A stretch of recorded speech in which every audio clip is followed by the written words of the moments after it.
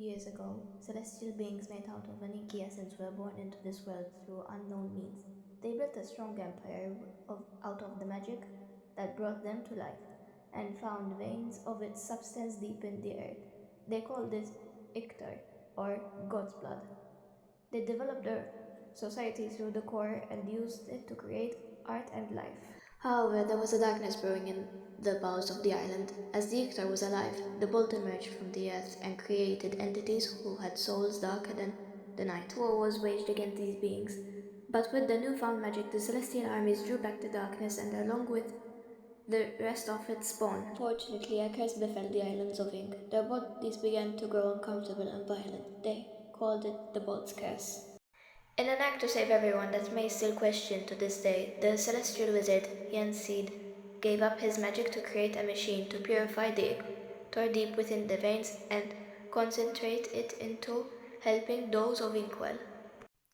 Thus, the golden era of reanimation creating life began.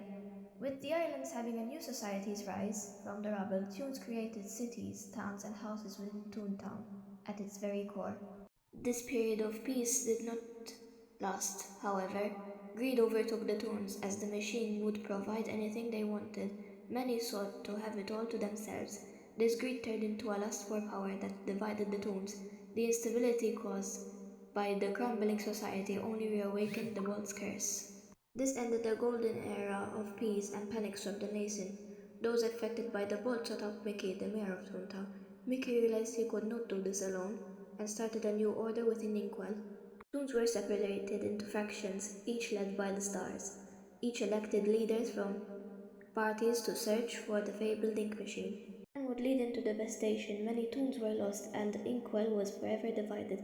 What began as a search for a cure turned into a deadly competition, which ultimately led to the stars to retreat to their own guilds, locking themselves away from the deadly disease that ravaged their home. What the stars didn't know was that the ink machine had already been torn apart by celestials, the main artifacts of the machine being divided among them.